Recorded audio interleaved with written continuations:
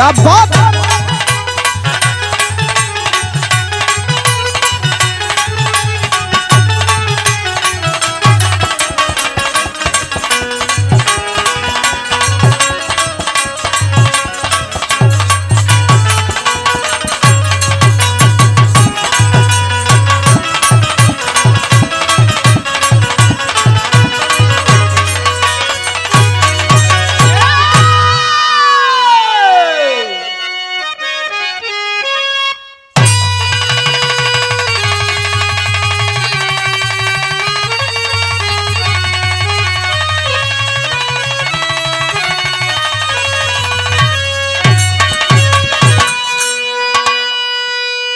ए भैया लोग, एक नई बिरहा, अब वीर रस का बिरहा। अब थोड़ा सा कंटेंट समझ लीजिए मैं गाने क्या जा रहा हूं। ये तो शुक्र मनाइए कि इस देश में कवि हैं, गायक हैं, कलमकार हैं, सोशल मीडिया है, जो जिस चीज को, जिस जानकारी को छुपाया गया था, उस जानकारी को भी नए सोशल मीडिया और कवियों के द्वारा हमको जानकारी बताई जा रही है। अब आइए एक ऐसे बहादुर जवान की कहानी। बहुत बिरहा आप लोगों के सुने के मिलल हुई है। बिरहा उत्तर प्रदेश के जौनपुर के धरती का लाल, नाम जेकर बांके चमार, आजादी की लड़ाई में महत्वपूर्ण भूमिका रहल। दुख ये बात का बा कि जे बिजली का तारों ना कटले रहे, उस स्वतंत्रता संग्राम सेनानी हो गई। अजय गर्दन कटावल, ओकर नाम इतिहास से गायब कर दिहल गई। सुनाई बिरहा कैसे मास्टर। आवा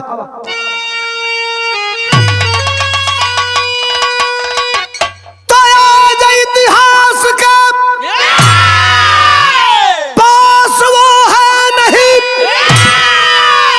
था इतिहास में उनका होना जरूरी। इसको अनदेख समझे या साजिश कहे, इसलिए सुरमई बीज बोना जरूरी। जिस आजादी के खातिर मरे सूरमा, देश ने उनका बलिदान कैसे भुलाया। स्वयं की गया करते सत सत नमन, फांसी पे जो अपना गर्दन कटाया।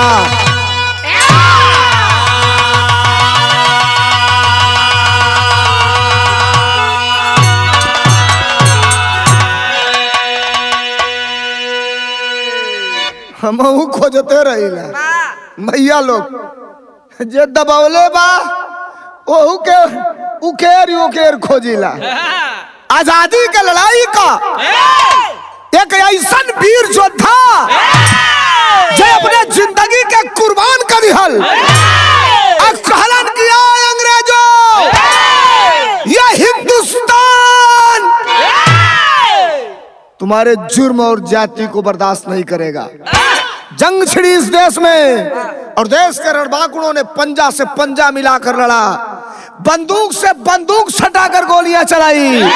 अरे जरूरत पड़ल तलवार से गर्दन कटला। खुद अपन गर्दन कटा लिया, लेकिन मातृभूमि के झंडा झुके ना दिया। कव्वाली है, लेकिन तबीयत का कव्वाली है। सुन जाओ तनी। अब बिरहा का शुरुआत हुई कव्वाली से। गजल है कैसे मास्टर।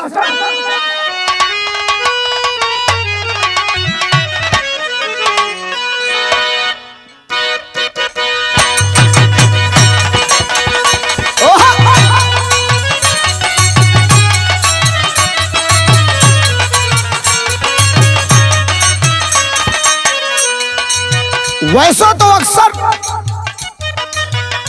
फिल्मों में आपको सुनने को मिला होगा, लेकिन इस गीत को दुनिया के हर गायकों ने गाया।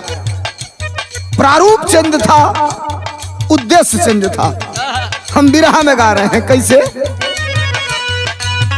भर दे झोली,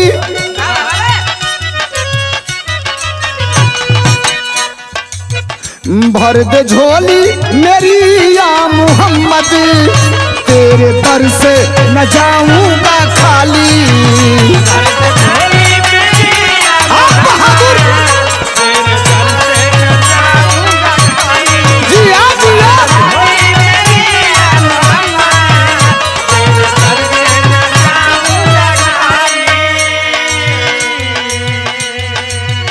देश के ऊपर शहीद होने वाला जवानन खातिर कभी भी एक लाइन निकलन, सुनिएगा।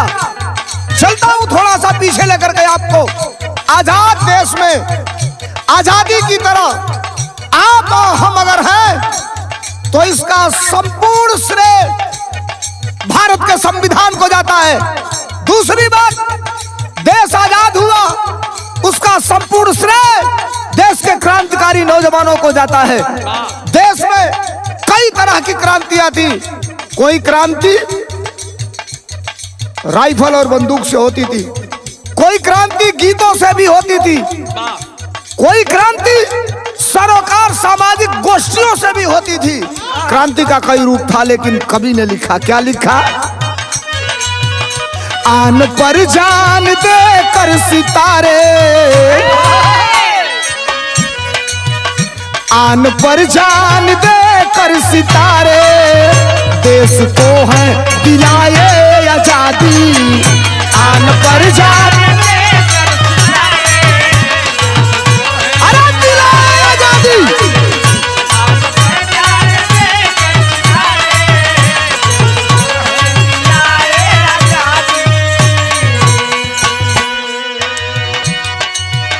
आन पर जान देकर सितारे, देश को है दिलाए आजादी। देश को है दिलाए आजादी। उन जवानों को सजदा मेरा है, उन जवानों को सजदा मेरा है, जिसने छेड़ा था क्रांति मुनादी। उस जवानों को सजदा मेरा है, जिसने छेड़ा था क्रांति मुनादी। उन अरे सजदा मेरा है क्रांति। ए भैया मजा आई विराम में, सुनिहा लोग तनित इत्मीनान से दिल दिमाग अस्थिर कई के। इतने गिर विराह में गवले को होड़ ना पगड़ी को होड़ चलती है, हमन के बिना पगड़िए के ठीक है यार। आई सुना हमार बात, हम कहल का चाहता नहीं कैसे मास्टर।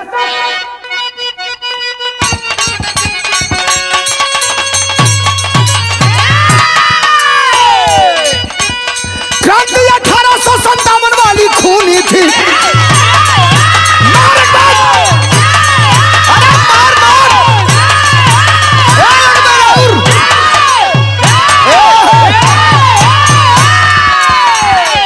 क्रांति 1857 वाली खूनी थी, कितनी माताओं की गोद हुई सोनी थी। अंग्रेजी सितम चरम सीमा को पार किया, शेरे जौनपुर का शेर तब ललकार दिया। कुंवरपुर मछली शहर से चला बघेला है, बाके चमार कूदा क्रांति में अकेला है। फांसी हुई जिसकी फासला किताबों से, फांसी हुई जिसकी फासला किताबों से, इतिहास लिखने वाले लिखे ना इरादों से।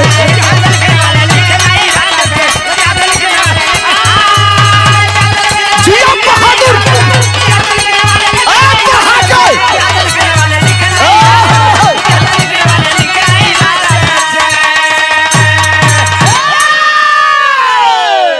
ए भैया, गांव कुंवरपुर मछली शहर जनपद जौनपुर का रहे वाला नाव बाके चमार। अंग्रेजी हुकूमत ये देश पर अपन जुर्म ढहावत रहे, इनकलाब पैदा कर दिया। अंग्रेजों इस देश नहीं है। ये अलग बात है कि भारत के ऊपर जब से तुम आए हो अपना लगातार प्रभाव इस तरह बढ़ा रहे हो कि हम अब उसको बर्दाश्त नहीं कर सकते। जरा समझिए, क्रांति की लड़ाई केवल गोली और बंदूक से नहीं हुई थी। क्रांति की लड़ाई गीत गा के भी देश में क्रांति को जगाया गया था। सामाजिक सौहार्द गोष्ठियां करके भी क्रांति की आग पैदा की गई थी। और उसी बीच अनुसूचित जात का रहने वाला एक नौजवान नाव जकर बाके चमार चलल है अंग्रेजन के खिलाफ पगड़ी बांध के। और जब चलल तो हमारे विराह में तरद लग गई। फिल्म का नाम दंगल। 1977 में ये फिल्म रिलीज भइल है। और वो फिल्म का सुपर हिट गाना है। कौन गीत मास्टर?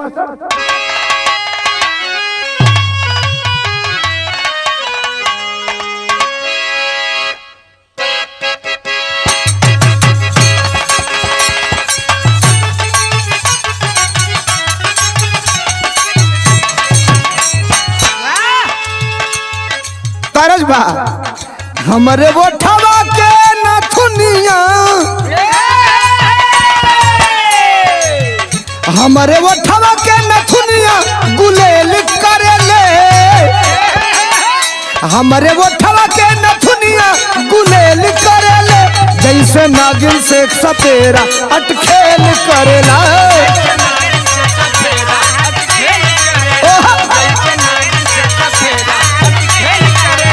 हमारे वो ठवा के नथुनिया गुलेल करेला, हमारे वो ठवा के जैसे नागिन से सपेरा अटखेल करेला।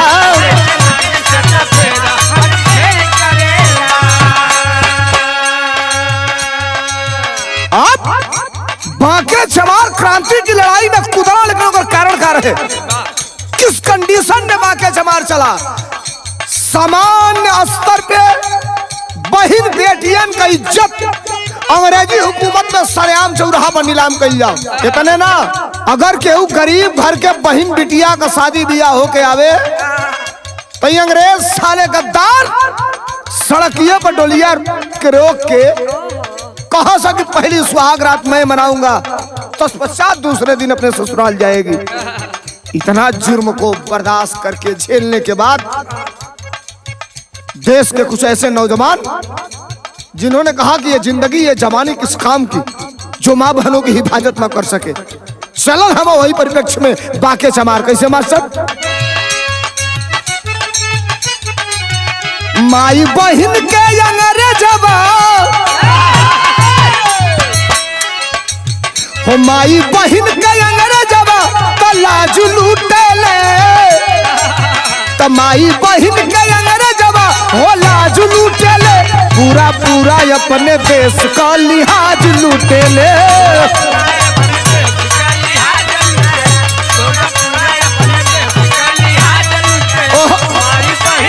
अंग्रेजवा का लाज लूटेले, माई बहन का पूरा पूरा अपने देश का लिहाज लूटेले।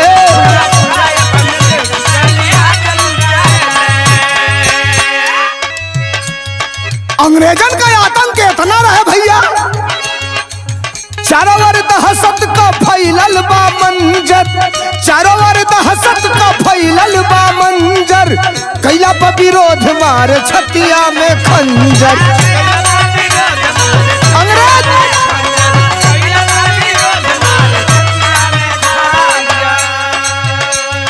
अरे चारों ओर दहशत का फैलल बा मंजर, कैला पर विरोध मारे छतिया पर खंजर। एक दू घर ना पूरा, एक दू घर ना पूरा समाज लूटेले, पूरा पूरा अपने देश का लिहाज लूटेले, पूरा पूरा अपने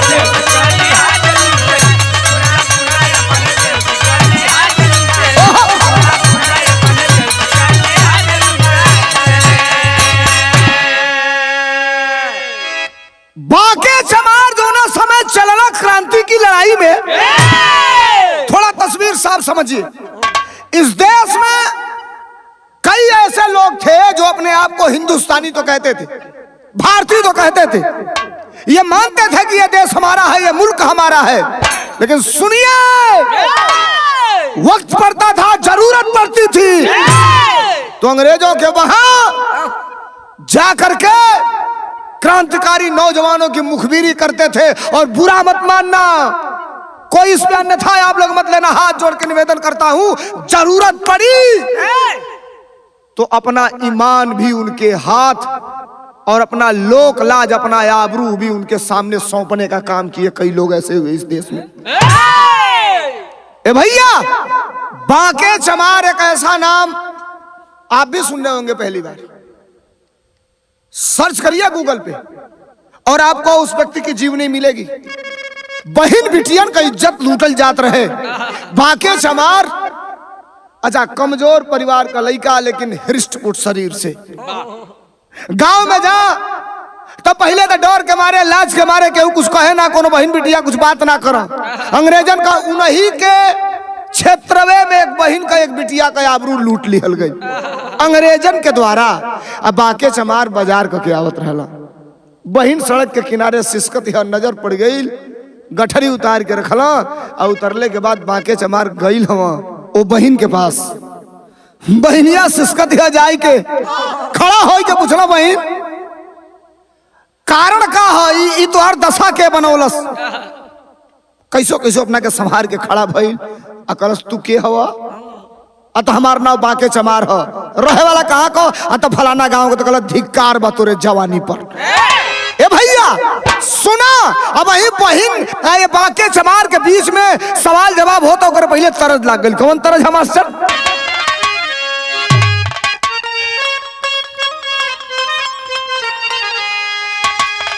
तरज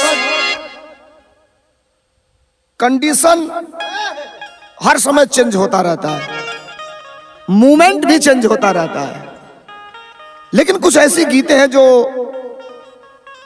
अपना अमिट छाप छोड़ जाती हैं।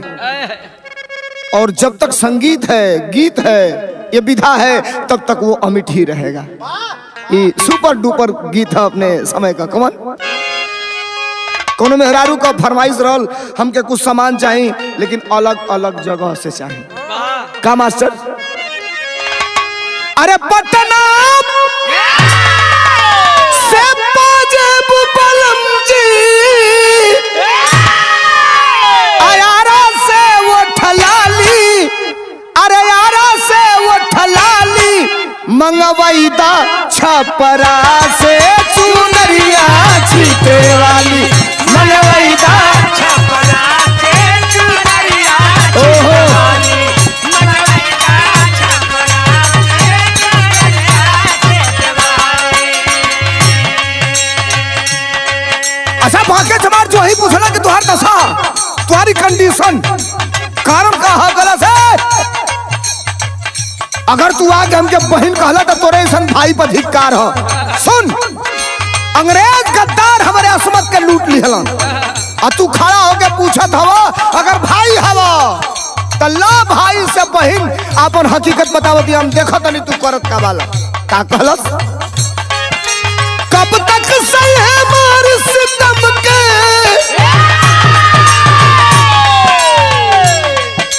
कब तक सही है मार सितम के मेरे हिंदुस्तानी, अरे मेरे हिंदुस्तानी, पहिरला चूड़िया हो धिक्कार बा जवानी, पहिरला चूड़िया हो धिक्कार बा जवानी, पहिरला चूड़िया हो धिक्कार बा जवानी, पहिरला चूड़िया हो धिक्कार बा जवानी।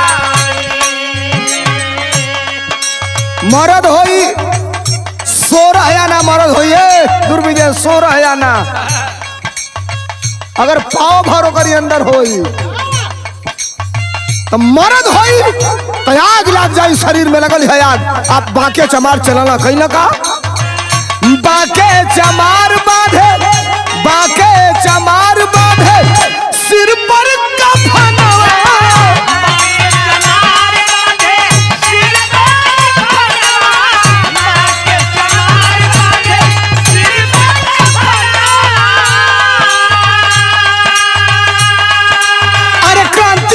बनी करके क्रांतिवीर वीर बनी करके चलल जवाना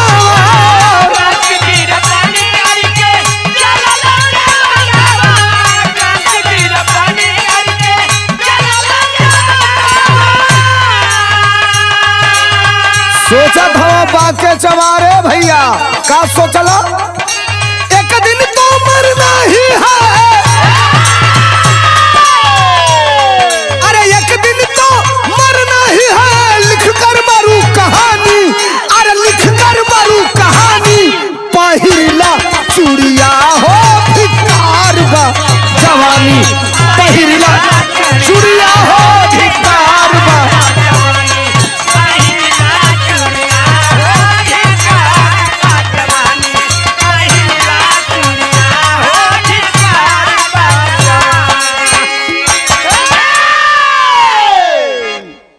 थोड़ा सा आप बिरहा के पूरे प्रारूप को समझिए। बहन ताना मरले भैया बाके चमार के आबरू लुटा गई भाई हवा भाई बनत हवा अगर खून का रिश्ता ना बा ओकरी बादो धर्म का भाई अगर बनत हवा तो धिक्कार बा तोहरे जवानी पर ई जवानी कोने काम का बाए भैया नजर नीचे कहीं कलो बहन तो से आंख मिलाई तब जब वो अंग्रेजन सारण का मूड़ी काट के जौले नदी में ना बहाई जवन तोरे साथे ऐसा दुर्गति कैले है अब आज के बाद ये समय के बाद ये धरती पर रहले के हकदार नहीं है चलल हम जो ही चलल तो ले बिरहा में तरज लाग गल कैसे मास्टर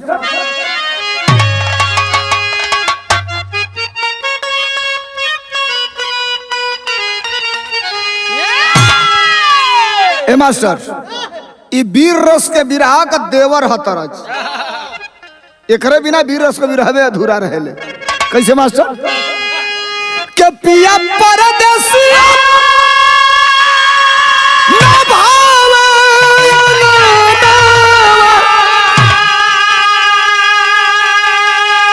अरे बिरही बनली बासे जारी अरे मोरी उड़ी उड़ी जाले अचरिया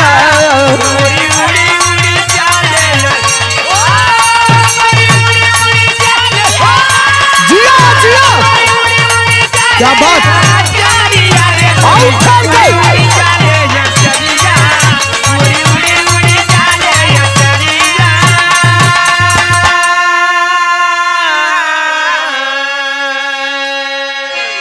बाके चमार क्रांति का नौजवान पगड़ी बांध के चल दिया लस पता लगौलस कि हमारे गांव के बगल वाले गांव पर शाम को कवन अधिकारी अंग्रेज जाके और केहर से वापस गई है रात भर बेचैनी है जवान का खून उबाल देता सवेर होत पता लग गई आज जब पता ई चलल 7 अंग्रेजन के साथ हरामी नीच गद्दार अंग्रेज जौनो बहनिया के साथे गलत काम कर ले रहे बहन के बेआबरू किया था शाम को कहीं मीटिंग में जाने वाला है और वो मीटिंग क्या है वो मीटिंग ये है कि भारत के अंदर लामबंद हो रहे गोलबंद हो रहे एकत्र हो रहे लोगों को किसी न किसी तरह से अलग किया जाए समूह बनेगा तो हम लोग के लिए खतरा होगा ये भैया मन में विश्वास हो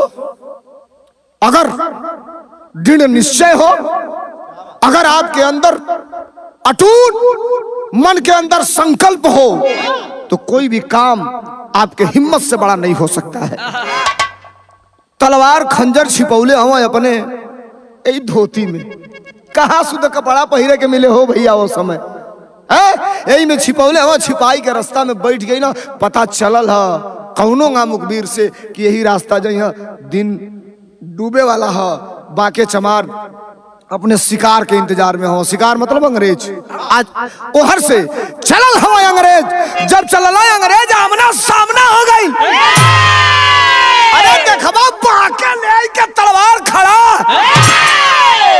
अंग्रेज असलहे से भी लैस थे लेकिन जो मेन था वो कहा इसको गोली मत मारना इसको पकड़ोगे तो ये बहुत राज की बात बताएगा तो ले एगो अंग्रेज कुद्दल घोड़ा पर से कि जाके पकड़ी है भैया।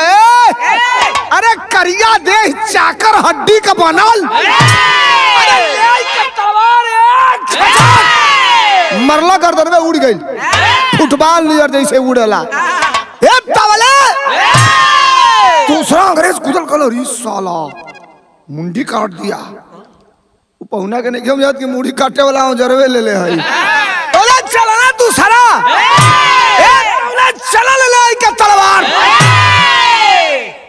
मेन अंग्रेज जो नोगल का सरदार बा वही के गर्दन पर सटौला, कस खबरदार सब लोग अपना हथियार फेंको, अगर नहीं फेंकोगे तो इसका गर्दन काटूंगा। पहचान कुछ चिन्हा हो के पता रहे कि कौन बहनिया के जतिया लुटले हैं, पहचान गई। अब तो सब जनी पहुना लो फेंकल लो अपन अपन तलवार, अपन अपन हथियार। तब तक ये मेन गद्दार पापी के गर्दन काट के ए भैया चलल वहु चारों पाऊ अंग्रेज भागत हवा। एक गर्दन कटला, सब जनी के मुड़िया एक में बनहला, बांध के ऐसे टंगलस और लटकावत चलत है जैसे काली रूप धैले हो। हाँ पुरुष, लेकिन एकदम कालिका रूप में धारण करके ऐसे मुड़िया सातों के लेके तो हरी बहन का हमारी बहनियन के साथे करत करवा लो ले के चलत है। कैसे भाव लगल मास्टर, कैसे सात अंग्रेजवन नदी में बहावले, अरे घोड़ा भी छीनले सी कारिया हो उठल देसावा में लहरिया। अरे बहादुर और हिला के हिला।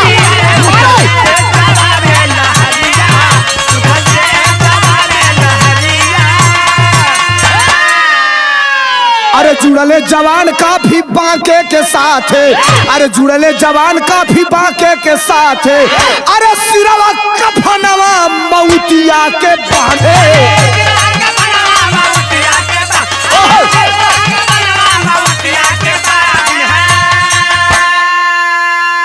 खोजी खोजी मारे होया अपन मुदैया, अरे काटे गुलामी के जजीरिया हो उठल देशवा में लवरिया।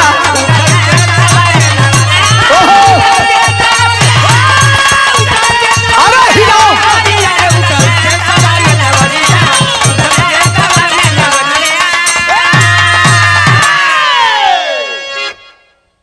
ए भैया बाके बाबू। अब हम बाबू कहते नहीं, तनी कारण समझल जाओ। इस देश के अंदर आज मैं आपके बीच में एक बात साफ करना चाहता हूं। इस देश के अंदर आजादी की लड़ाई में जो धर्मेंद्र सोलंकी ऐलान करके कह रहा है, आजादी की लड़ाई में हजारों ऐसे लोग हैं जिन लोगों का नाम इतिहास में दर्ज नहीं है और वो अपने गर्दन को कटाए, दुश्मनों को मारे, मातृभूमि के लिए जान दिए। सिर्फ और सिर्फ इसका एक ही कारण है उनका नाम नहीं होने का, कि वो बैकवर्ड समाज और अनुसूचित जात के रहने वाले थे। नहीं कह सकता कोई, बिरहा मेरा कोई नहीं सुनेगा, ना सुने ना सुने, लेकिन जो सत्यता है, जो सही है, उसे कहना चाहिए, स्वीकार करिए आप। अब छोड़ा ये बात के बाके के पीछे काफिला हो गई, हम अकेले चले थे, जानवे मंजिल लोग मिलते गए, कारवां बनता गया। बाके के पीछे नौजवानन का फौज हो गई। ए भैया ये फौजिया का रोज काम रहे, 4 जन अंग्रेज का टीपा सा और कौनो ना कौनो ना उनका मुड़ी काटना सा, चाहे जैसे होके, चाहे घोप के एकदम हई बासे कही थी ले रहा सही बना के तीर नहीं खपचार घोप के अगवाड़े पुछवाड़े उनके मुआ दसा, लेकिन मुआ में अब तो रोज अंग्रेज मरे लगना। और जब रोज अंग्रेज मरे लगना तब तक सिस्टम को ये पता चल गया कि ये ऑर्गेनाइज कौन कर रहा है ऐसा कार्यक्रम। और जब पता चला तो हुआ क्या मास्टर, बिरहा में टेरी लगल। कैसे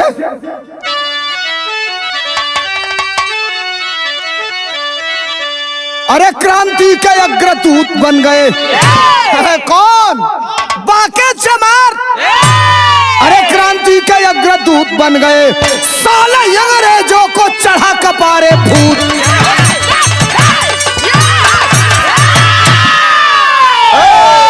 साले अंग्रेजों के चढ़ा कपारे भूत,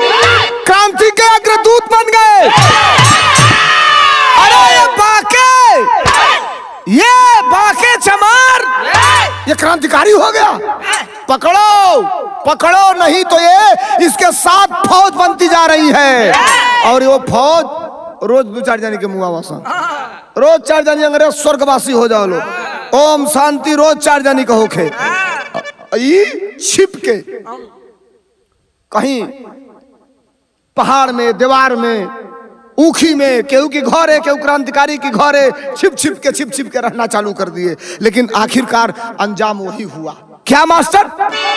अंग्रेजी पलटन लगी खोजने, अंग्रेजी पलटन लगी खोजने, तब बाके सहित साथियों का ठिकाना। और इधर क्रांतिकारी अडिग हौसला ले, जहां पाते मौका बनाते निशाना। इतने ना, इनाम घोषित किए हैं कमीना, इनाम घोषित किए हैं कमीना, जिंदा या मुर्दा हमें पकड़वाए। अरे नौकरी भी उसको यहाँ पर मिलेगी, 50,000 रुपया लेकर के जाए। अंग्रेजों ने इधर ऐलान कर दिया कि बाके चमार को पकड़वाने वालों को 50,000 रुपया नगद इनाम और एक नौकरी, सरकारी नौकरी, अंग्रेजी गवर्नमेंट की नौकरी दे करके उसका सम्मान किया जाएगा, जिंदा या मुर्दा जो भी पकड़वा दे। खबरिया मिल गई है एक क्रांतिकारी के। लेकिन इहो तो प्रण कैले रहला कि जबले देश आजाद ना होई, आई अंग्रेजन से जबले मुक्ति ना मिली तबले हमन को ये अंग्रेजन का पीछा ना छोड़ल जाई। धीरे धीरे समय बीतत बा। हर बाके चमार के साथ कई सैकड़ों नौजवानों की फौज बन गई। और उन नौजवानों का एक ही मकसद था, क्रांति। जहां अंग्रेजी कैंप दिखाई दे देता था या गाड़ी दिखाई देती थी, योजना बनाते थे और किसी न किसी तरह उस गाड़ी में आग लगा देते थे। कहीं अगर कुघाते पड़ गए लोग, नहीं खे कोनो असलहा तो चढ़ा के बड़ा यही खटाक दे, 2 बार नचावा सही शोल्डर पर से छोड़ दे गेयर नहीं और उखाड़ के वहीं फेंक दो, कोई जानी आई के मर जा लो। भारत के जवानन के अंदर ताकत रहे, बिरहा में तरद लगल भइल का मास्टर। अरे चोर छोटी ननदी, ओ चोर छोटी ननदी, रतिया का झुलनिया ले गई चोर छोटी ननदी।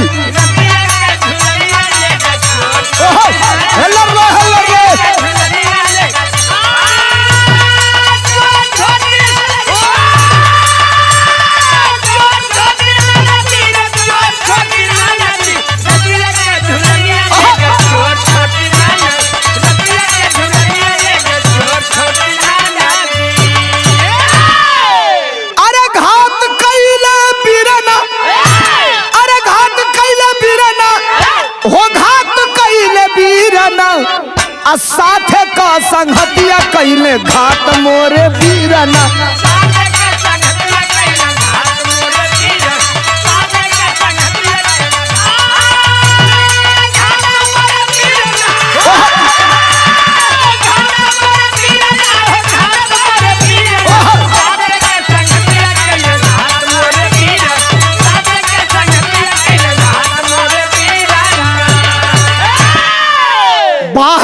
कभी एक लाइन कितना करारा तमाचा लिखल है ये लाइन पर।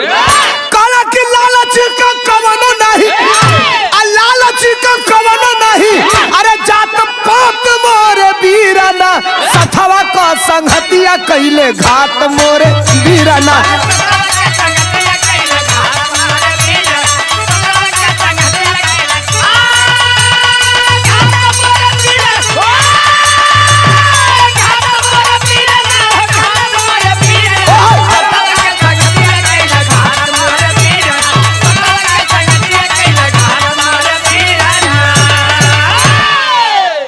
बाके के टीम में जो नौजवानों की टीम थी, एक नौजवान, एक लड़का जमींदार परिवार से ताल्लुकात रखता था,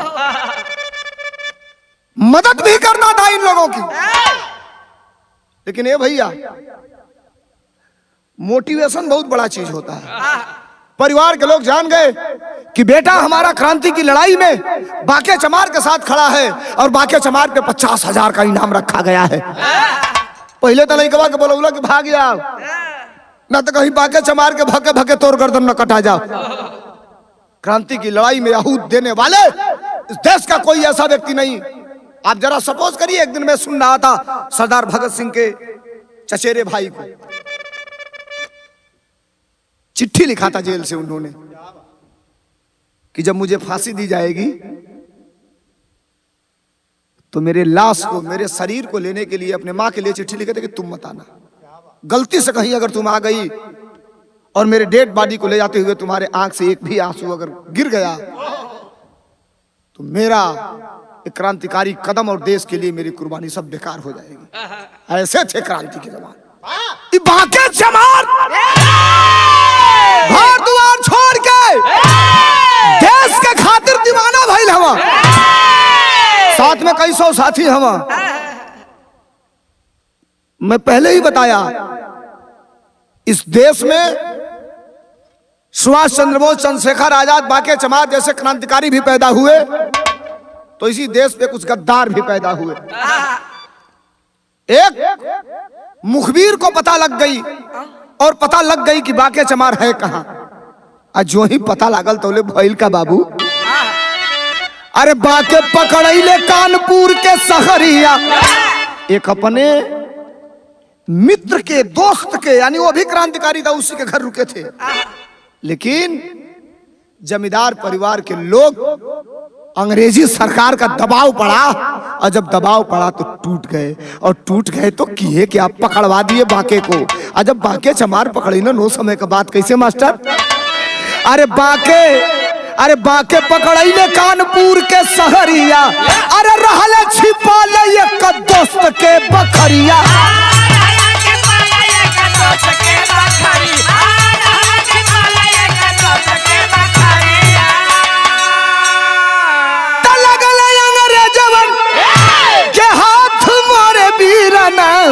मारी मारी पूछे ले सवाल मोरे वीराना।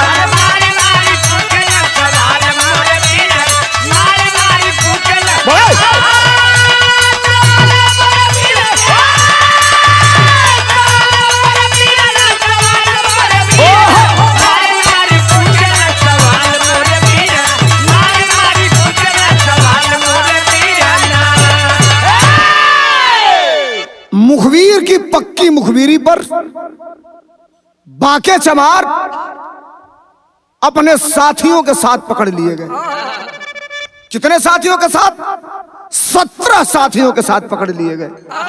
और जब पकड़ लिए गए, चारों तरफ से अंग्रेजी फौज है। पकड़ाने के बाद गाड़ी में बिठा करके अंग्रेज लेके चले जाते हैं। ले गए एक सुनसान जंगल में, एक अंधेरी कोठरी में। देश के क्रांतिकारी जवानों ने कितना जुर्म सहा, जरा समझिए तो। देश में मरने वाला, मिटने वाला किसी जाति और मजहब का नहीं था। आज भी देश के सीमा पर शहीद होने वाला व्यक्ति ये नहीं कहता कि मैं फला जात का हूं, मैं फला जात का हूं, मैं हिंदुस्तानी हूं।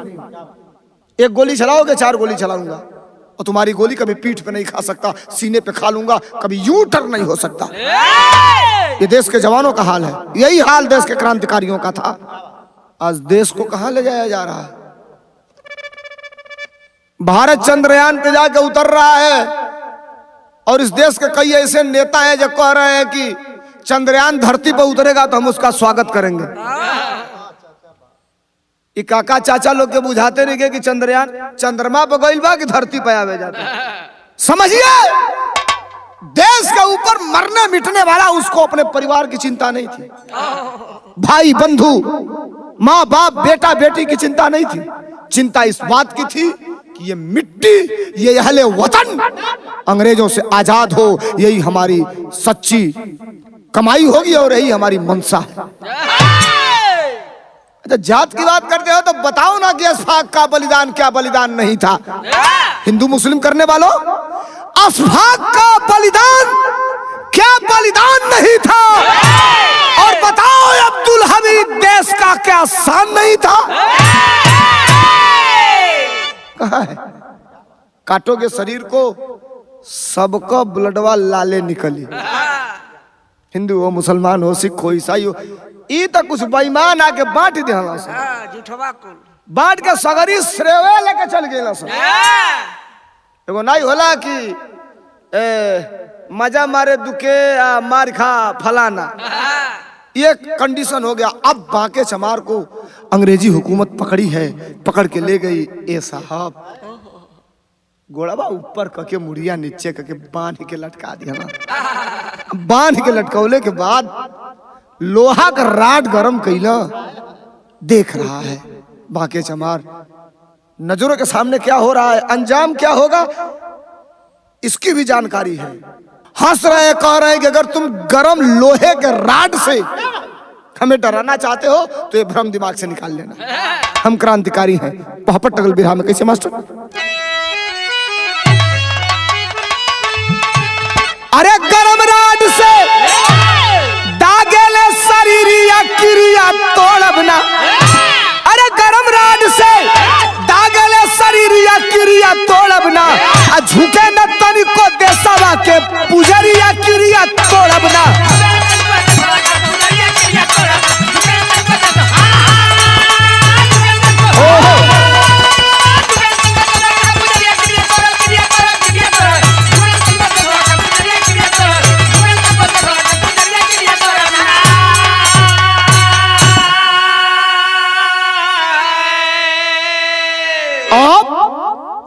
लोहे के राड से दागना चालू किए, लेकिन एक सुत चेहरे पर बांके चमार के साथ साथ उनके साथियों को कोई शिकन नहीं आई, हंसते थे।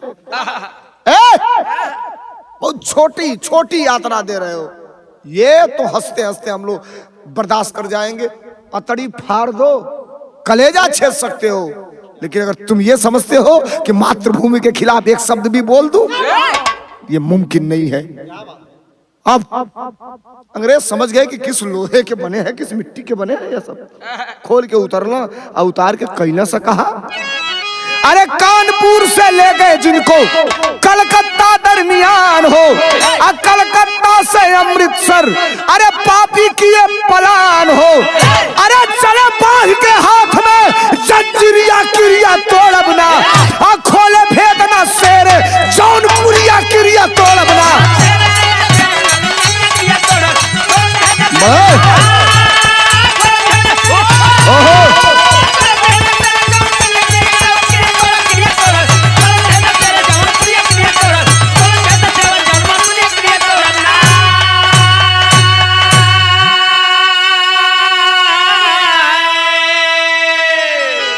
कानपुर से कलकत्ता लाए, हाथ में जंजीर बनी हुई है, पैर में जंजीर बनी हुई है, और कलकत्ता से लेकर के आए अमृतसर, और अमृतसर लाने के बाद चले बांध के हाथ में जंजीरिया क्रिया तोड़ब ना, आ खोले भेदना शेरे जौनपुरिया क्रिया तोड़ब ना।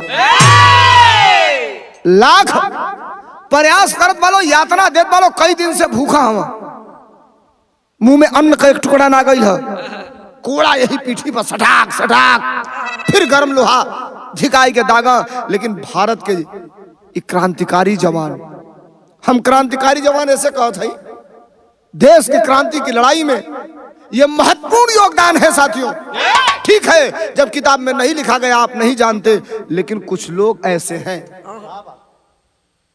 जो इस बात को उजागर किए। आप तो गूगल पे सर्च करेंगे, बांके चमार आ जाएगा। आप सुनिए, एक रत्ती झुके नहीं उसके नेतृत्व में जो नौजवान थे।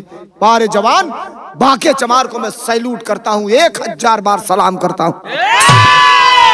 यह देश अगर आज खड़ा है, अडिग है, इस देश में सर्वधर्म संभाव की संभावना अगर कहीं भी प्रकट होती है तो आप लोगों के त्याग और आप लोगों का वो कुर्बानी है, जिसके चलते हम आज यहाँ डंके की चोट पे अपनी बात आपके बीच में रख रहे हैं। बिरहा में आल्हा लगल भइल का हालत और बिगड़े जाती है। कैसे मास्टर?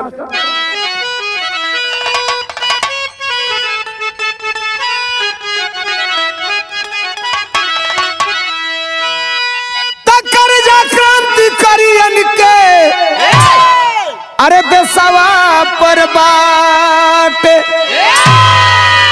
आजादी के दीप में जाजे कर हो पारा।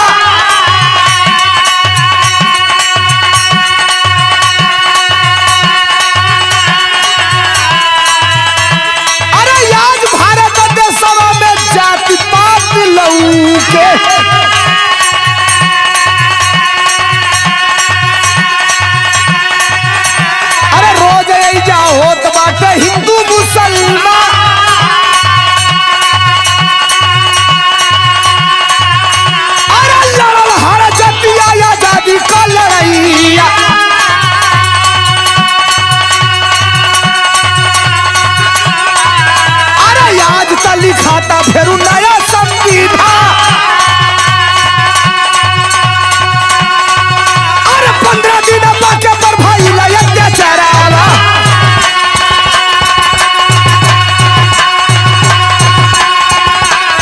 साथियन के साथे भैया भैले उफारा।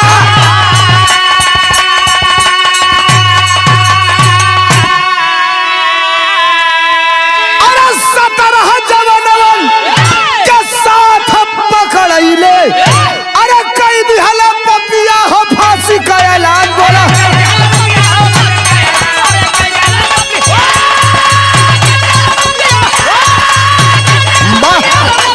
जिया बहादुर।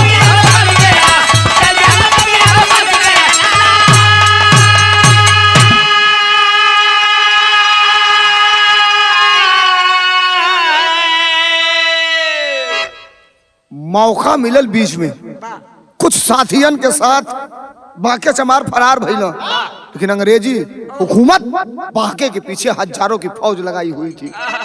आखिरकार 24 घंटा भागते भागते बिना अन्न जल ग्रहण किए अचेत अवस्था में फिर पकड़ लिए गए।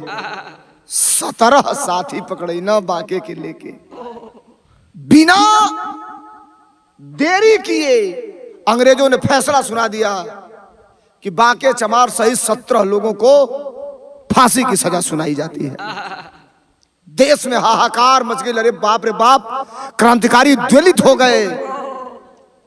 और भोर के समय ही, अभी भारत सो रहा है, तब तक इन 17 लोगों को, 17 क्रांतिकारी जवानों को बाके चमार के साथ फांसी के तख्ते पे लटकाए जाने की प्रक्रिया पूरी हो चुकी थी।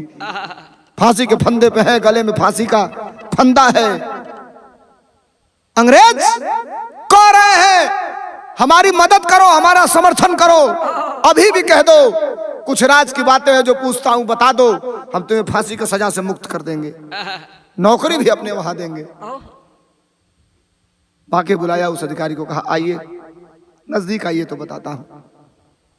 और नजदीक आया, कहा और नजदीक आ जाओ, कान में बताऊंगा। आई लहू अधिकारी अंग्रेज खेखार के एके बेर कहता ना मुहवे पर थूक दिया, तोरी बहन की ऐसन की तैसन। यह खुफिया जानकारी है। एक मिनट की देरी मत करो, फांसी पे चढ़ाओ, लटकाओ, फांसी दो इन समूह को। हंसत हवा 17 जवान बिरहा के खड़ी में बताओ लगे कैसे।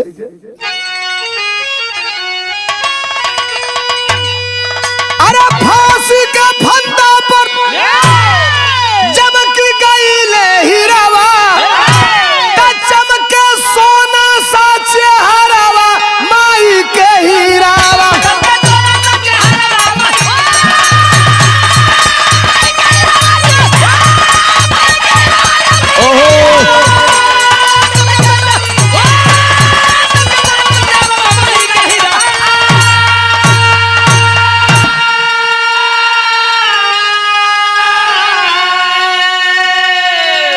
दिए संदेश अपने देश को जवानवा, क्रांति नहीं रुके बाटे है सपनावा।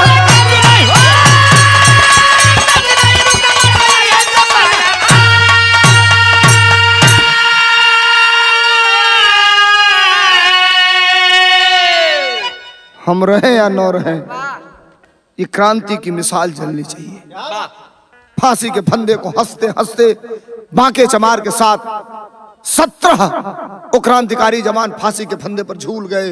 मरते मरते कहे कि हम जा रहे हैं, लेकिन इस देश को ये संदेश देकर के जा रहे हैं, इस क्रांति की लड़ाई को आगे बढ़ाने का जिम्मा फिर से आप लोगों के ऊपर है।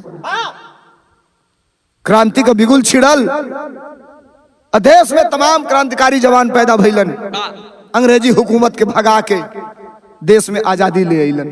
लेकिन ऐसा एक चीज हमके आजो खटकेला, हमरे कभी गया कभी के भी खटकेला। का हो मास्टर? किया इतिहास बहुत बड़ी बेईमानी, कहीं ना शहीदन की आई मिली है कहानी।